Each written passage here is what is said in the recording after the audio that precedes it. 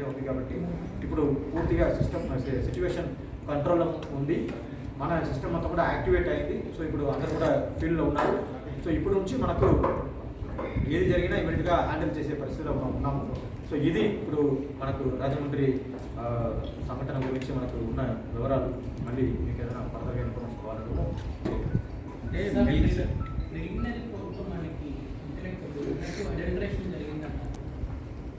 అంటే అడల్ట్రేషన్ జరిగిందా, లేకపోతే అది ఇంటెన్షనల్గా జరిగిందా, లేకపోతే అన్ఇంటెన్షనల్గా జరిగిందా అనేది ఇన్వెస్టిగేషన్ జరుగుతుంది, ఎంక్వైరీ జరుగుతుంది, పోలీస్ ఇన్వెస్టిగేషన్ జరుగుతుంది. కాబట్టి మనము ఇమ్మీడియట్గా దాన్ని బయటకి చెప్పడం కరెక్ట్ కాదు. దానికోసమే మీకు ఆల్రెడీ ఇన్ఫర్మేషన్ కూడా ఇవ్వడం జరిగింది. ఇది ఉండొచ్చు అని చెప్పేసి మేము కొన్ని అసంప్షన్లో ఉన్నాము.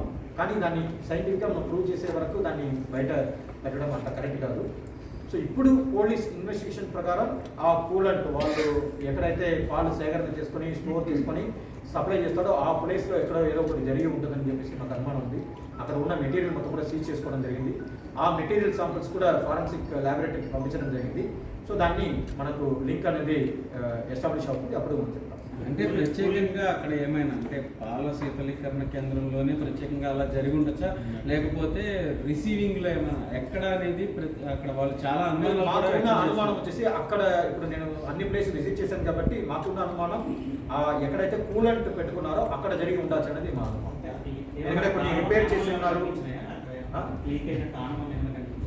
అవును, కనిపించింది. పోలీస్ వాళ్ళు ఐడెంటిఫై చేశారు. అంటే ఆ తర్వాత రోజే అక్కడ ఒక మెయింటెనెన్స్ వర్క్ కూడా జరిగింది అనేది. సో అదే ఐడెంటిఫై చేశారు. అది క్రాక్ జరిగింది. అక్కడ ఉన్న లీకేజ్ కూడా జరిగే అవకాశం ఉంటుంది. సో అది జరిగింది. ఆయన అది తెలుసుకొని దాన్ని రిపేర్ కూడా చేశారు. రిపేర్ చేసిన ఆ మెకానిక్ను కూడా తీసుకుని వెళ్ళి అక్కడ మొత్తం చూపించి అవన్నీ కూడా ఓపెన్ చేసి చూపిస్తున్నారు. సో అవన్నీ కూడా ఇప్పుడు ఫారెన్సిక్ సైన్స్ ల్యాబొరేటరీ రిపీట్ అవ్వకుండా అదే నేను చెప్పాను కదా, అది పార్ట్ ఆఫ్ ఇన్వెస్టిగేషన్ ఉంది కాబట్టి మనము పబ్లిక్లో అన్ని విషయాల్ని అంటే కూలంట్ కదా, కూలంట్ దానికి సంబంధించిన కెమికల్ ఏదైతే ఉందో అదే అందరూ వాడతారు.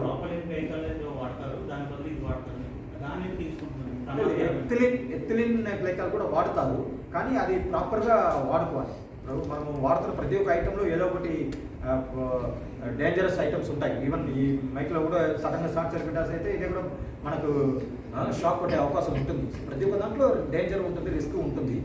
దాన్ని ఎంత జాగ్రత్తగా మనం వాడతాము, ఎంత జాగ్రత్తగా దాన్ని కన్సిడర్ చేస్తాము, హ్యాండిల్ చేస్తాము అనే దాన్ని పెట్టి ఉంటుంది. టెక్నికల్ దాంట్లో ఏదైనా జరిగి ఉంటుందని మా అనుభవం. అంటే టెక్నికల్గా ethylene glycol is not for ఇది హౌస్ హోల్డర్ ఇట్లాంటి వాటికి కాదు. అదే కానీ అతను వాడింది ఎథిలిన్ గ్లైకాలా లేకపోతే ప్రాపలిన్ గ్లైకాలా అనేది కూడా మనం వెరిఫై చేసి సైంటిఫిక్గా ప్రూవ్ చేయాల్సిన అవసరం ఉంది. సో దానివల్ల శాంపుల్ కలెక్ట్ చేసుకున్నారు, ల్యాబొరేటరీకి పంపించారు. అది కన్ఫర్మ్ అయిన తర్వాత మీకు అందరికీ తెలియచాడు. అంటే ఇంకా ఇట్లాంటి కండిషన్స్ ఇంకెక్కడైనా కూడా ఫైండ్ అవుట్ చేయడం జరిగింది. ఇప్పుడు నాతో పాటు మా డైరెక్టర్ గారు కూడా ఉన్నారు.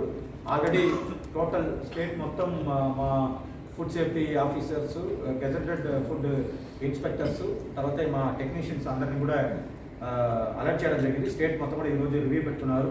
సో స్పాట్ ఇన్స్పెక్షన్ చేయమని చెప్తున్నాము, స్పాట్ చెకింగ్ చేయమని చెప్తున్నాము. అది పాలు కావచ్చు, ఇంకా other food essential food items అన్నీ కూడా మిల్క్ ప్రోడక్ట్ మొత్తం, తర్వాత ఈవెన్ ఆయిల్ ఇలాంటి ఐటమ్స్ మొత్తం కూడా చెక్ చేయమని చెప్తున్నాము. ఇప్పుడు మిల్క్ ప్రోడక్ట్తో స్టార్ట్ చేస్తున్నాము. అన్ని విలేజ్లు ఈ రకంగా ఎవరైతే లోకల్గా సప్లై చేస్తూ ఉంటారో సో వాళ్ళు వాడుతున్న ప్లేస్ మొత్తం కూడా చెక్ చేయమంటున్నాము, ఇన్స్పెక్ట్ చేయమంటున్నాము.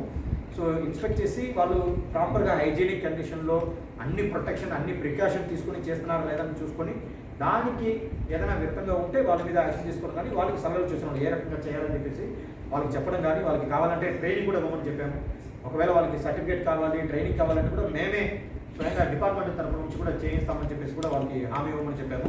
సో మనం చెక్ చేస్తున్నప్పుడు ఎలాంటి హరాస్మెంట్ లేకుండా అన్ని దాన్ని కూడా ప్రాపర్గా చేసుకోవడానికి మనము సపోర్ట్ చేసేటప్పుడు కూడా యాక్షన్ తీసుకోమని చెప్పేసి ఆల్ ఫుడ్ సేఫ్టీ ఆఫీసర్స్కి, గెజెటెడ్ ఫుడ్ ఇన్స్పెక్టర్స్కి, టెక్నికల్ పర్సన్స్కి చెప్పడం జరిగింది.